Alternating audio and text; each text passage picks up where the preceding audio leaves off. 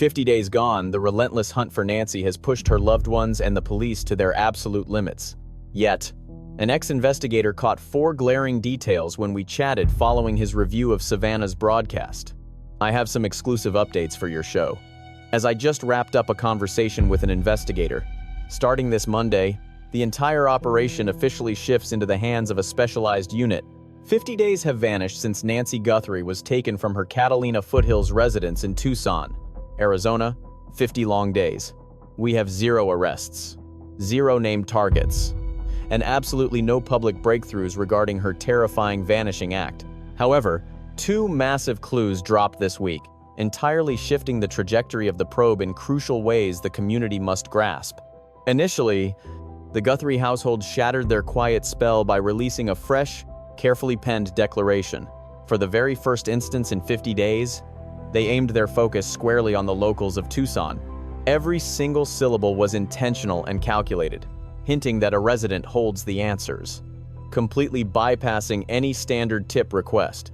This was a laser-focused broadcast meant for particular ears, getting full federal clearance before hitting the press.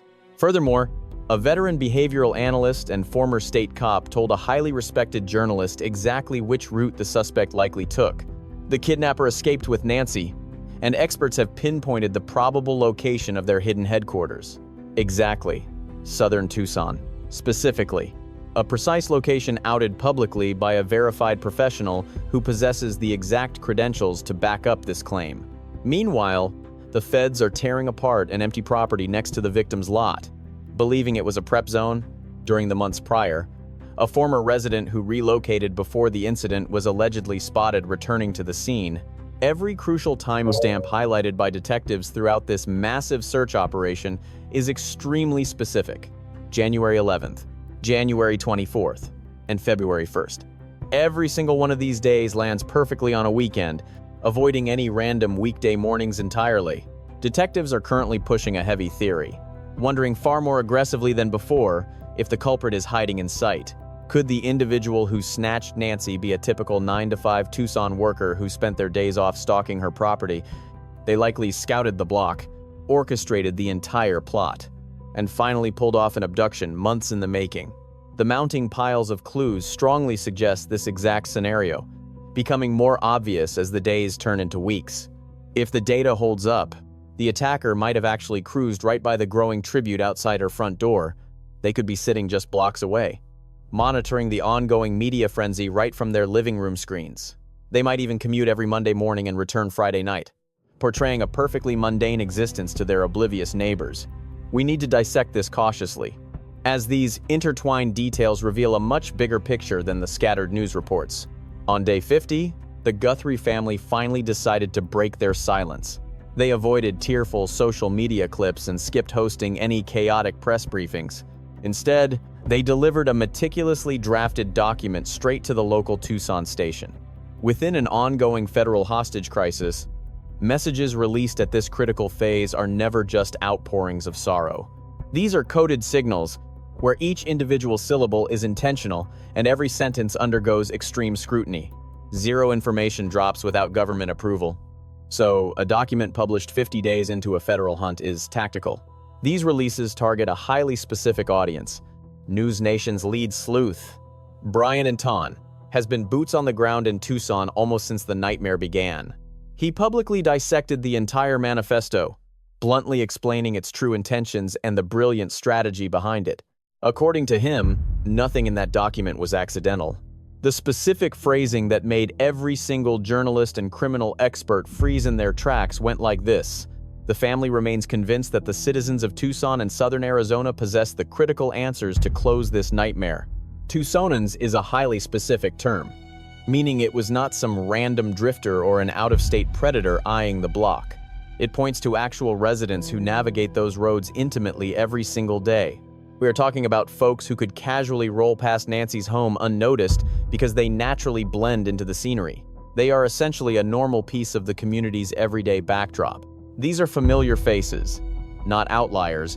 Anton noted that authorities have been echoing this theory from the very beginning. Detectives working this massive joint investigation share one chilling conviction: the monster who pulled this off lives right here in Tucson.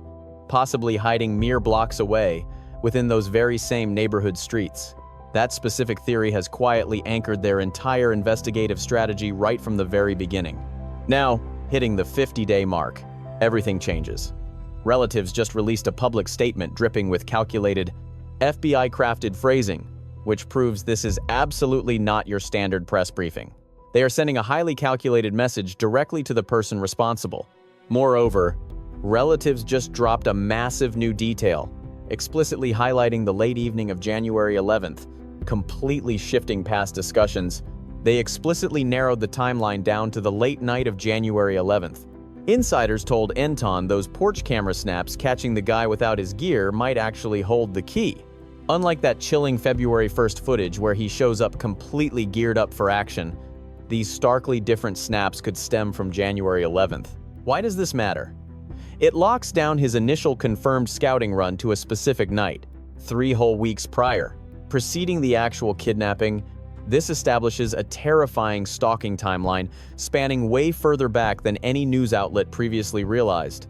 4 separate news stations confirmed this, relying on 4 distinct police insiders: A, B, C, N, B, C, Fox. And News Nation confirmed those Ring camera snaps spanned multiple separate visits on completely different days. The local sheriff aggressively shuts down that narrative during pressers. However, Anton's confidential police contacts refuse to back down from their original intel. Listen, we need to seriously analyze these flag dates right now, because a massive, glaring pattern has been hiding in plain sight without getting any real scrutiny. January 11th was a Sunday, while January 24th landed squarely on a Saturday, February 1st.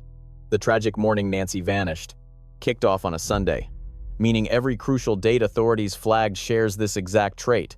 Every verified or suspected trip to that house matches up. Every key moment on their timeline strictly hits on weekends, which proves this is absolutely not random luck, but rather a chilling behavioral habit. These habits clearly reveal the strict daily schedule dictating this suspect's normal life. This absolutely points to someone trapped in a weekday grind. He likely holds down a 9-to-5 job or takes college classes during the work week, leaving only Saturdays and Sundays free for his dark hobbies. He obviously lives close enough that creeping around this block doesn't require massive road trips or complicated hotel bookings. This suspect easily cruises into the Catalina foothills on a Saturday night, strolls right past the target location. He scopes things out, realizes the vibe feels off, and simply heads back home without wasting too much gas or time. The guy can easily afford to keep returning week after week until the perfect opportunity finally presents itself. This psychological makeup completely rules out random drifters, homeless wanderers, or out-of-state predators driving in just to attack.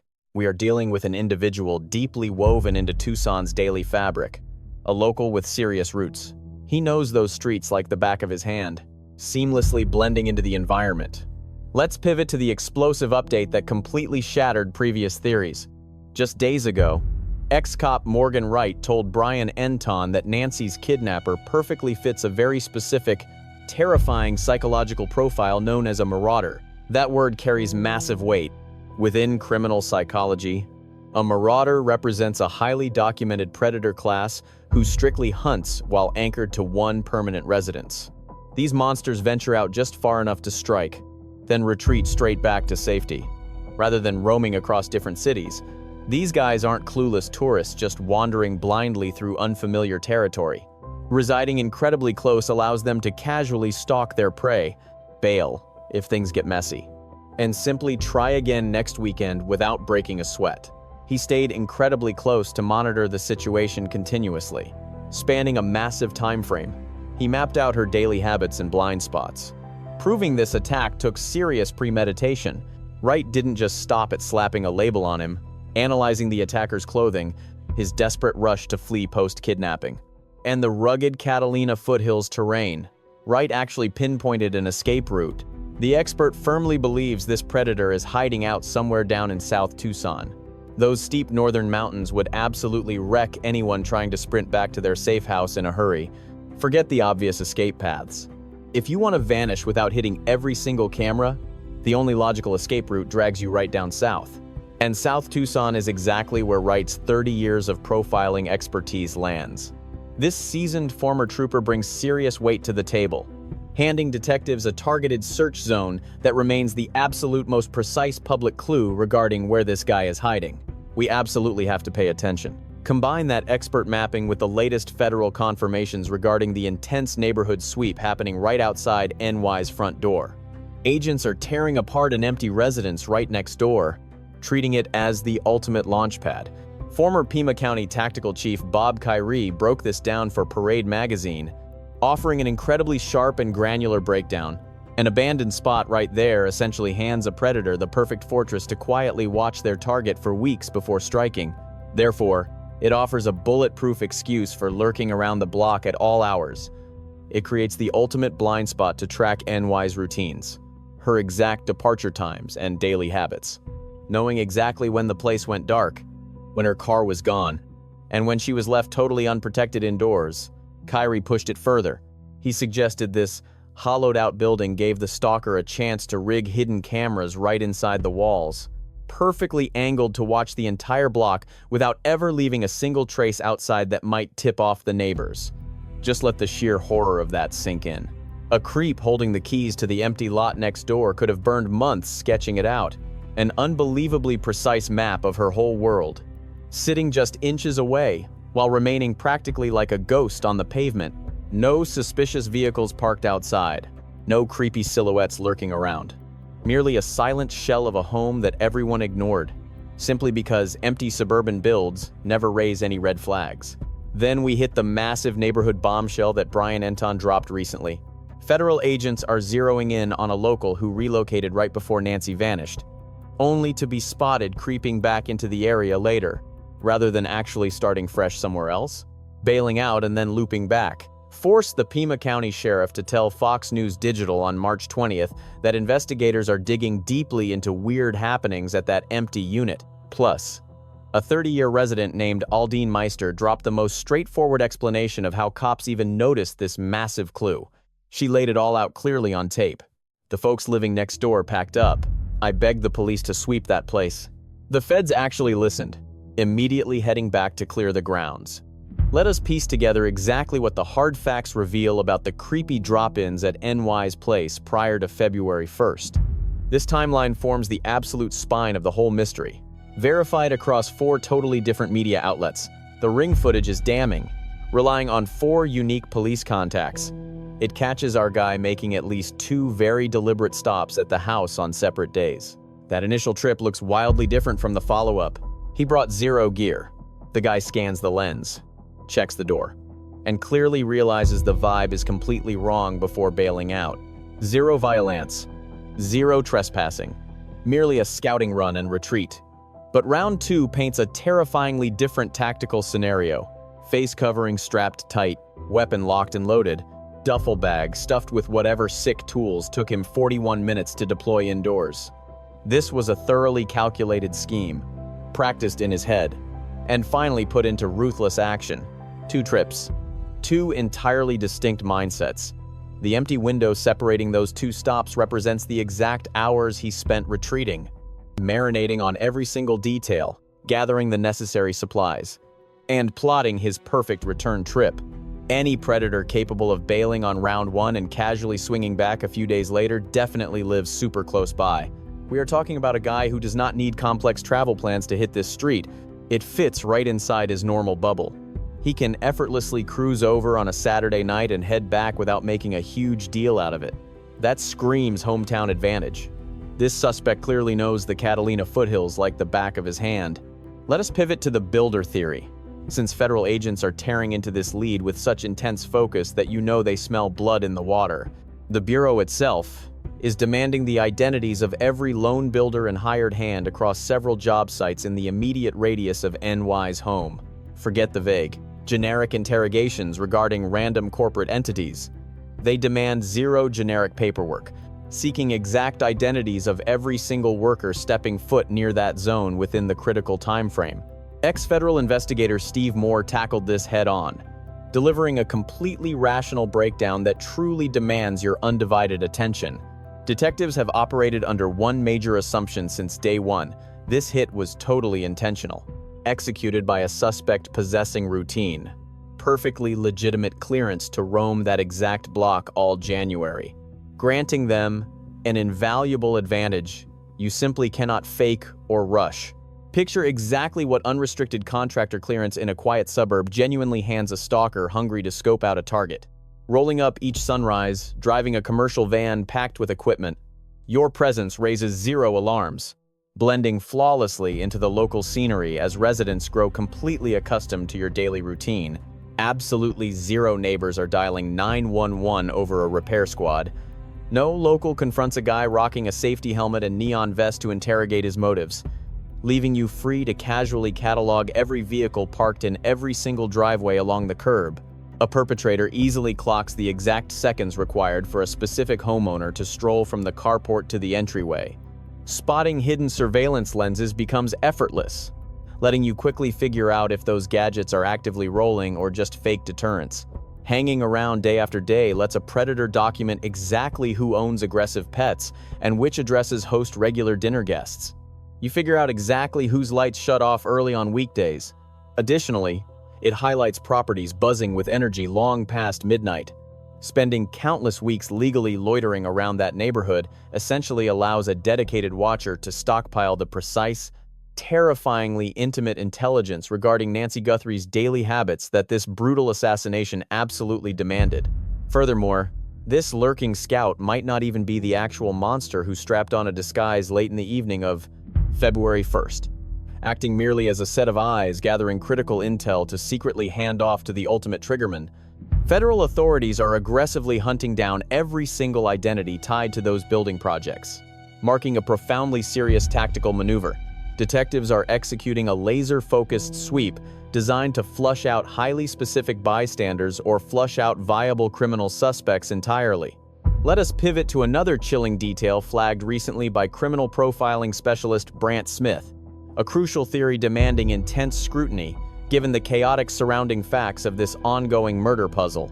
Speaking candidly with Fox News Digital, Smith emphasized that in identical scenarios, killers habitually wander back to the killing grounds later, breaking down precisely how this twisted impulse typically manifests across historical case files. She warned we are hunting a psychopath likely to revisit the massive makeshift shrine currently blossoming directly on the victim's lawn. A ghoul perfectly willing to hide among grieving locals dropping off bouquets and lit flames, shamelessly snapping pictures of the altar.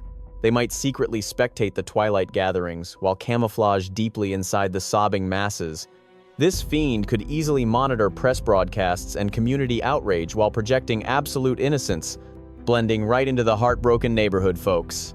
Journalist Brian Enton confidently stated, live on air, that cameras rolling near the residence during community gatherings might have inadvertently captured the actual slaughterer lurking in plain sight. Historical data from massive national manhunts proves this creepy phenomenon happens constantly. Nobody is just guessing here, as psychological profiles consistently link this exact morbid curiosity to predators of this particular caliber. Cops are running intense surveillance on absolutely anybody stepping foot near those sidewalk tributes, leaving zero visitors unchecked, shifting focus to genetics, the ultimate linchpin of this mystery. There are crucial regional nuances surrounding the biological evidence that mainstream media outlets have largely failed to break down properly. Crime scene techs definitely pulled unidentified biological traces straight from the victim's residence. It was cellular evidence entirely unlinked to the homeowner or any known acquaintances possessing legitimate reasons to enter her private sanctuary. Analysts discovered a highly complicated, multi-person genetic mixture now undergoing rigorous testing at an independent forensic facility down in Florida. Scientists have officially pulled the trigger on advanced ancestral tracking for those specific biological swabs. This mirrors the exact scientific witchcraft cops utilized to nail Brian Kohberger following that horrific collegiate massacre out in Idaho. Authorities leveraged this identical wizardry to finally unmask Joseph James D'Angelo as the infamous Golden State Killer following 40 years of dead ends. Investigators execute this strategy by isolating a mystery genetic code to map out the branches, an expansive lineage web derived from overlapping markers found in distant kin who willingly surrendered their own cheek swabs to commercial databases such as 23andMe or Ancestry. completely bypassing the need for the killer's actual profile to sit inside existing police servers. Detectives literally just need a single loose thread, maybe one estranged relative, or a random aunt anywhere across the nation who decided to upload her personal ancestry results online. Starting from that solitary breadcrumb, genealogists map the bloodlines backwards and forwards at the exact same time until trapping a definitive suspect. Reporter Brian Enton stated with absolute certainty that this microscopic biological footprint will serve as the silver bullet blowing this entire nightmare wide open. This crime lab is processing trace evidence at breakneck speeds, forensic specialist April Stonehouse confirmed recently. Ex-federal agent Jennifer Coffender told Newsweek that behind closed doors, this investigation is an absolute inferno, churning out more explosive leads than similar cases typically see. So, let's break down how this hometown perspective completely shatters the genetic evidence game, pushing far beyond the lazy details mainstream media bothered to broadcast. Assuming the kidnapper calls Tucson home, and their primary hideout sits somewhere deep within those southern city limits. Just like the profiling experts strongly suspect. Maybe they clocked in at a Catalina Foothills building project back in January. Or perhaps they lurked around that empty residence right next to the victim's estate throughout those stalking phases, meaning their genetic markers might be lingering indoors from the actual kidnapping night. You could find biological traces plastered over surfaces brushed during weeks of creepy scouting before February 1st. Think of a rusty gate lock, or even that damaged power box near her yard that detectives have already marked as a critical puzzle piece. Just a simple front step could hold clues from casual touches during early scouting trips, way before anyone hunted for physical proof. Every single worker listed on those building crew sheets handed over to the feds becomes a prime genetic matching target. Any former tenant of that block instantly becomes a possible suspect. Any identifiable laborer who passed through that area last January represents another biological blueprint ready to be cross-checked against whatever evidence currently sits inside that Florida facility. Modern ancestry tracing simply doesn't care if the bad guy lacks a prior criminal record.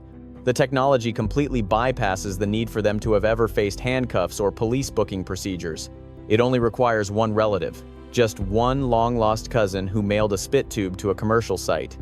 And given the massive ancestry archives available in 2026, the odds of any American citizen completely escaping the web of commercial genetic databases are basically non-existent nowadays. That family chart will definitely emerge. We're strictly playing a waiting game now. During a local Tucson broadcast this week, the county sheriff dropped some surprisingly blunt comments, letting his guard down far more than during his polished national television spots. He stated, and you must note his exact phrasing here, "Sure, I have plenty of answers, but I absolutely refuse to broadcast them, simply because keeping this case airtight remains my top priority." He knows secrets. The feds hold crucial answers too.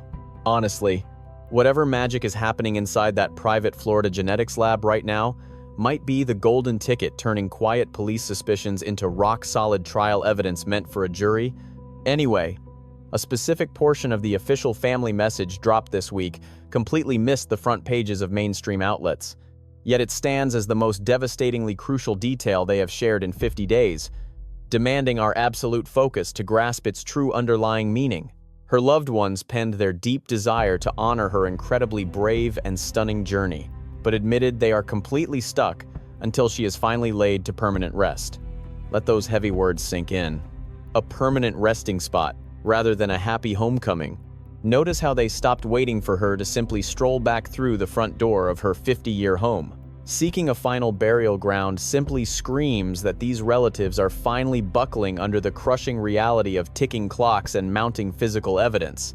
These fiercely devoted children completely adore their mom, yet find themselves slowly adapting, bracing their shattered hearts for the grim realities that 50 silent days without a single survival sign usually bring. They followed up with, "Mourning is impossible. We just hurt and question everything." Federal agents literally rubber-stamped that exact sentiment. Those syllables were selected intentionally. Those agonizing phrases perfectly capture the hell of hitting day 50 missing an 84-year-old reliant on heart pills, whose internal defibrillator went dark on February 1st, with zero signs of survival for nearly 2 solid months. 50 excruciating days. These relatives played the investigation game absolutely flawlessly from day one. Savannah completely broke down on social media, posting updates that felt brutal to witness. Annie sobbed uncontrollably right beside the makeshift shrine outside her mom's house. Cameron spoke straight into the camera, fiercely addressing whoever kidnapped their mom, a tight-knit crew that handed the cops everything they needed, slapped a $1 million bounty on the table, and faced down every reporter while somehow holding it together. Yet today, wielding a highly manicured press release backed by federal authorities, they are bravely, albeit tragically, making mental room for whatever horrifying reality explains their mother's ultimate fate. Nancy Guthrie had just hit 84. She anchored that very neighborhood for 50 solid years. She simply shared a Saturday supper with her kids, dealt some cards, chuckled warmly, and believed she was perfectly secure. She absolutely earned the right to lock her doors safely. Time has run out. She needs to be returned safely, because a local hiding right here holds the dark secrets of those 41 missing minutes. This culprit likely clocks into a normal Monday through Friday shift nearby, possessing an intimate, everyday familiarity with these local roads. Think about a lurker positioned right on that pavement, spending consecutive weekends throughout January just silently stalking that exact property from afar. This predator remembers their exact escape route, fleeing the subdivision before dawn on February 1st, fully aware of the horrific acts committed upon arrival. Her relatives specifically called out local residents during a public plea, delivering a powerful message heavily vetted and authorized by federal agents. One retired investigator, boasting 30 years of criminal profiling expertise, firmly pinpointed the southern districts as the primary staging ground for this crime. Detectives are heavily scrutinizing the abandoned property right next door, believing the assailant utilized this empty structure to spy on her for weeks. Suspiciously, a former resident who recently relocated kept returning to the block following her sudden vanishing. Mark every single calendar date. Detectives notice these crucial markers always hit on weekends, while genetic materials undergo rapid testing down in Florida alongside advanced ancestral tracing. Local law enforcement publicly confirmed holding back crucial unreleased details recently, proving this investigation is far from being a dead end. Momentum has not slowed down nor run dry on clues, as authorities systematically zero in on a highly specific postal code and its surrounding block. This culprit continues projecting the deceptive illusion of a completely unbothered existence. They blend into their hometown routines seamlessly, secretly bearing the crushing guilt of their horrific actions from that winter night. Anyone local tonight noticing bizarre shifts in an acquaintance's demeanor around the first week of February must speak out immediately. Perhaps you spotted an unfamiliar car idling suspiciously on your block during the 11th or 24th of January without any logical purpose. Any builders active around the Catalina foothills throughout those winter months who witnessed bizarre or unsettling activities should trust their gut instincts. Please pick up the phone today if a friend started acting strangely the moment her face hit the evening headlines. Dial 1-800-CALL-FBI or ring 1-800-22-55324. Share digital leads at tips.fbi.gov or ring local sheriffs at 520-35149. Rest assured, your identity remains strictly confidential. A massive bounty exceeding $1 million awaits you, requiring zero identification and offering secure physical cash. Destiny often places crucial broadcasts in front of the perfect witness, transforming one viewer into the ultimate key for her rescue. 50 agonizing days later, her grieving family waits, while this exact city undeniably harbors the ultimate truth. Tonight, this massive manhunt edges closer than ever before to finally uncovering the true identity buried within those ancestral DNA matches. Nancy truly deserves a safe return home. This story delivers a powerful and unsettling truth. Danger doesn't always come from far away, it can live right next door. The most chilling part is not just the crime itself, but how ordinary everything looked on the surface. A quiet neighborhood, familiar faces, daily routines, yet beneath it all, someone was watching, waiting, and planning. It reminds us that awareness is not paranoia, it is protection. The small details we often ignore, like a car that lingers too long or someone appearing out of place, can matter more than we realize. Communities are strongest when people trust their instincts and look out for one another, especially the vulnerable. This case also highlights the power of patience and truth. Investigations may seem slow, but behind the silence is relentless work science, patterns, and human behavior all coming together piece by piece. Justice is not rushed because it must be undeniable. Most importantly, it teaches us compassion. Behind every headline is a family living through unimaginable pain, holding on to hope while preparing for the worst. Their strength reminds us that love does not fade, even in uncertainty.